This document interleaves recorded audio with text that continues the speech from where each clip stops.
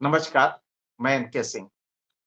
Supreme court ने article 370 को हटाने का सरकार का फैसला सही ठहराया है।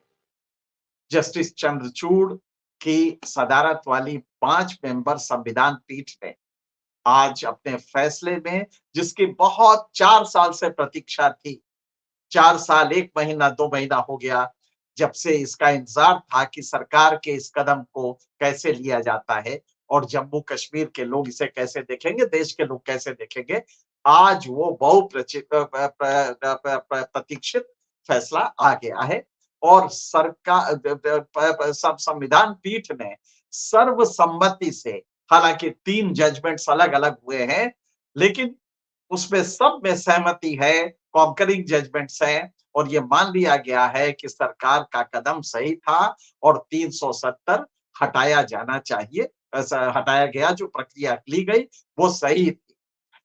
जस्टिस चंद्रचूड़ ने बताया कि 3 जजेस ने एक जजमेंट, जो कि जस्टिस चंद्रचूड़ ने लिखा है, उसके साथ जस्टिस गवई और जस्टिस सूर्यकांत ने उसको उसमें अपने साथ रहे हैं। तो एक जजमेंट वो हो गया। दूसरा संजीव खन्ना का जजमेंट है, जो अलग है लेकिन सहमति के साथ है, कॉन्करिंग जजमेंट है। और जस्टिस संजय किशन कौल का जजमेंट है, जो रिटायर होने जा रहे हैं कुछ दिन में, 2 हफ्ते में, उनका जजमेंट है। तीनों जजमेंट 3 जजमेंट है, लेकिन तीनों इस बात पे राजी हैं कि सरकार का कदम सही था और सरकार ने 370 हटा के कोई संवैधानिक गलती नहीं की। लबो-लुआब ये है कि 370 भारत के संविधान से हट चुका है और सुप्रीम कोर्ट की सहमति है संविधान पीठ की। उन्होंने कहा है कि ये स्टेप सही है, लेकिन इसमें एक पेच है। हमारे व्यूअर्स उसको समझे, जो कल हमने अपने वीडियो में कहा भी था। इसमें पेच ये है कि पांचों मेंबर्स में से, यह संख्या तो अभी नहीं पता लगी है क्योंकि पूरा जजमेंट नहीं आया है, लेकिन जजमेंट में 3 मेंबर जो बहुमत होता है, उन्होंने माना कि जो प्रक्रिया ली गई थी, उस प्रक्रिया का एक चरण गलत था। ये उन्होंने माना है। अब सवाल ये है कि अगर किसी प्रक्रिया का एक चरण गलत है, तो बाकी चरण सही कैसे हो जाएंगे?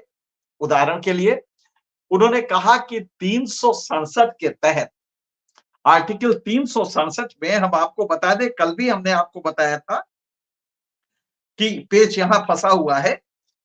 367 जो आर्टिकल है, उसमें संविधान के किसी भी शब्द या किसी भी इंटरप्रिटेशन को कैसे करना है, इसके लिए पावर्स दिए गए हैं कि संविधान में कोई, उसके लिए प्रेसिडेंट चाहे तो उसके संविधान के जो इंटरप्रिटेशन है, उसको वो उसके शब्द बदल, मतलब वो कर सकता है। उसके लिए कॉन्स्टिट्यूशन ऑर्डर डिक्लेयर होता है। तो हुआ ये था, किस्सा ये था कि जब 5 अगस्त को ये कानून, ये 370 हटाने की प्रक्रिया शुरू हुई, तो उसमें एक प्रेसिडेंशियल ऑर्डर आया, ऑर्डर संख्या 372।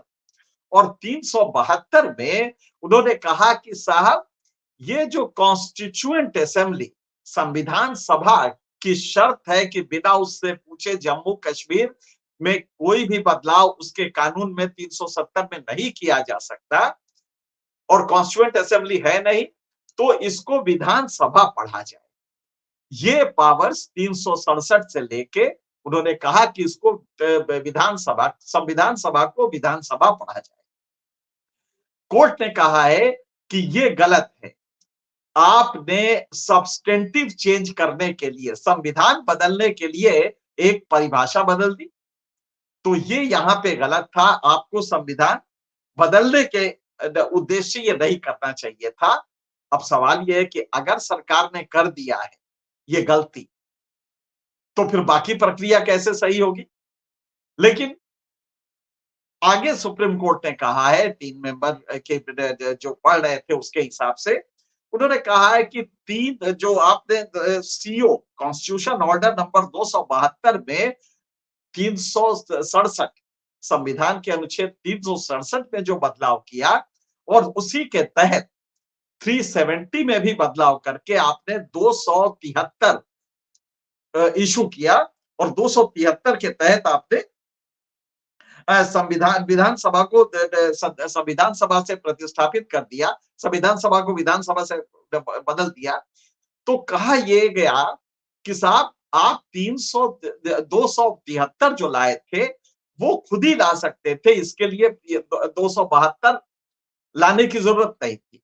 और एक तो लाए वो गलत, क्योंकि आपने बड़ा चेंज कर रहे हैं, लेकिन सवाल इसका ये नहीं है।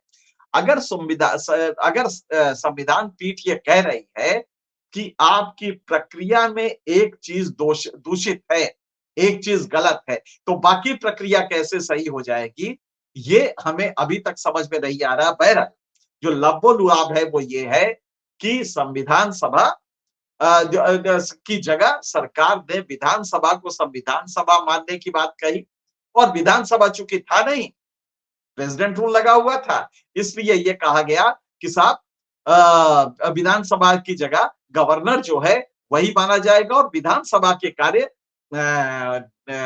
संसद करेगी। भारत की संसद विधानसभा बन गई, सरकार गवर्नर गवर्नर बन गया और विधानसभा वो हो गई, संविधान सभा की जगह विधानसभा हुई, विधानसभा की जगह संसद हो गई। तो ये जो घालमेल किया था इसको उचित नहीं माना है, लेकिन फिर भी कहा है कि साहब जो किया है वो सही है। अब जो असली सैलिएंट फीचर है उसका वो ये है कि 370 एक अस्थायी प्रोविजन था, ये सुप्रीम कोर्ट ने माना है। 370 को अस्थायी प्रोविजन माना है और ये कहा है कि जो भारत है, भारत और जम्मू एंड कश्मीर के संबंधों को, एक विलय की प्रक्रिया को और तेज करने के लिए और मजबूत करने के लिए 370 लाया गया था। वो इसको अलग करने के लिए नहीं लाया गया था, बल्कि इसको समाहित करने के लिए ही ये सब लाया गया था। लिहाजा समय के साथ समाहन की प्रक्रिया शुरू हुई और 370 खत्म करना कहीं से गलत नहीं है, क्योंकि वो एक टेम्परेरी प्रोविजन था, ये कोर्ट ने कहा है। कोर्ट ने कहा है कि कभी भी जम्मू एंड कश्मीर सॉवरेन नहीं था, संप्रभु नहीं था। संप्रभु जैसे ही इंस्ट्रूमेंट ऑफ एक्सेशन पे राजा हरि सिंह ने दस्तखत किया, वो संप्रभुता खत्म हो गई। दो तरह की संप्रभुता होती है, बाहरी संप्रभुता जिसमें या दूसरे देश से वो लड़ सकता है, संधि कर सकता है, ये संप्रभुता तो कभी नहीं थी उसके बाद, लेकिन इंटरनल संप्रभुता भी नहीं थी। और इसके लिए उन्होंने बताया है कि महाराज हरि सिंह के बेटे महाराज कुंवर कर्ण सिंह, राजकुमार कर्ण सिंह जैसे ही उन्होंने ये बताया कि पब्लिक में आके उन्होंने घोषणा की कि आज से भारत के संविधान के अनुरूप हम काम करेंगे, उसी दिन से ये खत्म हो गया। ये बात उन्होंने कही। इसका सीधा मतलब है कि उन्होंने कर्ण सिंह के उस स्टेप को सही बताते हुए उसी से शक्ति उसी से अपने जस्टिफिकेशन लिया है अपने लॉजिक का, कि चूंकि कर्ण सिंह जो कि उत्तराधिकारी थे, उन्होंने ये कहा है, लिहाजा ये मान लिया गया कि भारत के संविधान में समाहित हो गया है जम्मू एंड कश्मीर, और जम्मू एंड कश्मीर की आंतरिक सॉवरेंटी, संप्रभुता जो आंतरिक होती है, वो भी खत्म हो गई। तो ये कह के सरकार ने बहुत स्पष्ट कर दिया कि जो भी भारत सरकार ने किया था वो कदम सारे सही थे। अब यहाँ पे एक खास बात ये आती है कि उन्होंने कहा, जो 23 पेटिशनर्स थे उनका एक ही कहना था कि साहब बिना संविधान सभा के ये ममानियत है राष्ट्रपति को आर्टिकल 370 क्लॉज 3 का जो प्रोविजो है वो बाधित करता है कि आप बिना संविधान सभा की अपूर्व अनुमति के आप कोई कदम 370 को लेकर नहीं उठा सकते, इसको, इस धारा को नहीं बदल सकते, इस अनुच्छेद को नहीं बदल सकते। तो उसी को सरकार सुप्रीम कोर्ट ने सही ठहराया है और कहा है नहीं, सरकार ने बिल्कुल संविधान सम्मत किया और ये एक प्रक्रिया है जिसमें इंटेंशन भी सही था सरकार का, सरकार की नीयत भी सही थी और सरकार ने ये कदम जो उठाया है ये कानून सम्मत है, क्योंकि संविधान सभा एक स्पेसिफिक पर्पस के लिए होती है।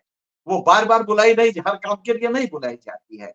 लिहाजा जैसे ही संविधान सभा खत्म हुई, उसका अस्तित्व ही खत्म हो गया और तब उसके बाद विधानसभाएं जो कर रही थी, जो बाकी हो रहा था, राष्ट्रपति जो आदेश दे रहे थे, वो एक प्रक्रिया थी। ये कह के उन्होंने माना है। अब एक चीज आई कि क्या एक्चुअली 8 पॉइंट थे सुप्रीम कोर्ट में। चीफ जस्टिस चंद्रचूड़ ने कहा कि हमने मुख्य रूप से 8 पॉइंट्स पे काम किया है, 8 इश्यूज निकाले हैं। आपको याद होगा कल हमने 11 पॉइंट्स कहे थे, लेकिन शायद 3 पॉइंट्स जो थे वो मर्ज कर दिए गए हैं 8 पॉइंट में, और 8 पॉइंट में इन्होंने दिया है A B C D E F G H, ये 8 पॉइंट है। 8 पॉइंट पे उन्होंने एक जो पॉइंट था कि क्या किसी केंद्र सरकार के पास ये शक्ति है, राज्य केंद्र के पास, कि वो किसी राज्य के एरिया को छोटा कर सके, उसको तोड़ के वो ऑटोनॉमस वो बना दे, यूनियन टेरिटरी बना दे, राज्य के अस्तित्व को ही खत्म कर दे। क्योंकि 2 यूनियन टेरिटरीज बने थे, लद्दाख और जम्मू एंड कश्मीर। इस प्रश्न पे उन्होंने सुप्रीम कोर्ट ने कहा कि यूनियन टेरिटरी बनाने का प्रश्न हम फिलहाल छोड़ रहे हैं, क्योंकि हमें सॉलिसिटर जनरल ने ये वादा किया है कि जल्दी से ही हम वहां पे राज्य बहाल करेंगे और वहां पे चुनाव करवाएंगे। ये बात चूंकि सॉलिसिटर जनरल ने कही है, इसको मानते हुए सुप्रीम कोर्ट ने कहा कि इस प्रश्न को हम अभी अनटच्ड छोड़ देते हैं, इस पे हम कोई जवाब नहीं देंगे। हम निर्देश देते हैं कि ऐसे कदम उठाए जाएं जिससे सितंबर 2024 तक जम्मू कश्मीर में विधानसभा चुनाव हो और राज्य का दर्जा जल्द से जल्द बहाल किया जाए।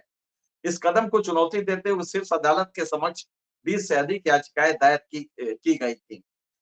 आज अदालत ने 5 सितंबर को अपना फैसला सुरक्षित करते हुए, ये जो आज फैसला हुआ है, ये 5 सितंबर को रिजर्व किया गया था और 16 दिन तक इस मामले की सुनवाई हुई थी। अब यहाँ पे जो सबसे बड़ी बात है कि आपने ये कदम तो सुप्रीम कोर्ट ने ये फैसला तो दे दिया, लेकिन क्या ये फैसला जो बाकी पेटिशनर्स हैं, वो ये नहीं कहेंगे कि इसको बड़े बेंच पे भेजा जाए, क्योंकि कुछ आंसर्स अनुत्तरित रह गए। फिर अगर आपने 367 में जो इंटरप्रिटेशन सरकार ने एक कॉन्स्टिट्यूशन ऑर्डर निकाल के परिभाषा ही बदल दी, कॉन्स्टिट्यूएंट असेंबली की जगह विधानसभा को कॉन्स्टिट्यूएंट असेंबली मान लिया, संविधान सभा जम्मू एंड कश्मीर की मान ली। अगर उस प्रक्रिया को गलत ठहराया है सुप्रीम कोर्ट ने, तो क्या इसका सीधा मतलब नहीं कि बाकी सारी प्रक्रियाएं गलत होंगी? ये अलग बात है कि सुप्रीम कोर्ट ने कहा है कि आपको ऐसे ही पावर्स हैं ऑर्डर इशू करने के, परिभाषा बदलने के लिए। आपके पास अलग से इसके लिए आपको 367 नहीं बदलना था। सवाल इसका नहीं है। सवाल जो हम कर रहे हैं लगातार वो ये है कि अगर 367 का एक इंटरप्रिटेशन करना और उससे पूरी के पूरी संविधान बदल देना, जब सुप्रीम कोर्ट ने गलत पाया है, तो बाकी प्रक्रियाएं जो की है वो सही कैसे हो सकती हैं? हम इस सवाल को अनुत्तरित छोड़ते हैं और आप लोगों पे छोड़ते हैं। आप अपने विवेक से देखें कि अगर एक सीक्वेंशियल प्रोसेस है, क्रमिक प्रोसेस है, जिसमें एक प्रक्रिया एक एक चेन है, एक चेन की एक कड़ी कमजोर है और वो इतनी कमजोर है कि जैसे आप खींचेंगे तो टूट जाएगी, तो पूरी चेन मजबूत कैसे कही जाएगी? उसी तरह अगर 367 का इंटरप्रिटेशन सुप्रीम कोर्ट ने गलत ठहराया है, तो बाकी प्रक्रिया जो हुई है, पावर्स क्या है आपके, उस पावर में कर सकते थे, इशू ये नहीं है।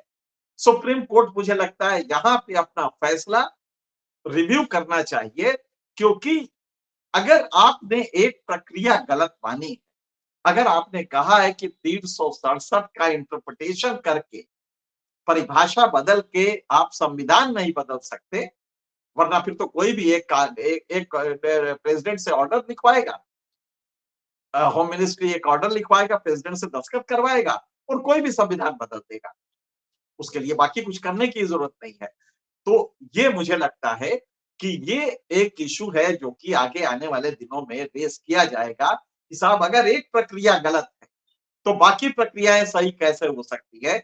ये आपके लिए भी हम छोड़ जाते हैं और वकीलों के लिए भी कि आगे आने वाले दिनों में इसको कैसे देखेंगे और जजेस के लिए भी कि क्या ये जो जजमेंट है, इसमें ये जो पोर्शन है, हालाँकि अभी पूरा जजमेंट नहीं आया है, पूरी तरह से हम सारा एक्सप्लेन नहीं कर पाएँगे और इसके लिए हम दोबारा आपसे फिर चर्चा करेंगे। लेकिन अभी तक जो ये प्रक्रिया है, उसके हिसाब से चूँकि 367 का इंटरप्रिटेशन का जो अमेंडमेंट है, प्रेसिडेंट ऑर्डर जो आया, वो गलत था, वो माना गया। तो इसका मतलब ये हुआ कि तो बाकी प्रक्रिया कैसे सही हो जाएगी? इस पे हम फिर चर्चा करेंगे। फिलहाल इतना ही और जब जजमेंट पूरा आ जाएगा, तो हम फिर आपसे चर्चा करेंगे। तब तक के लिए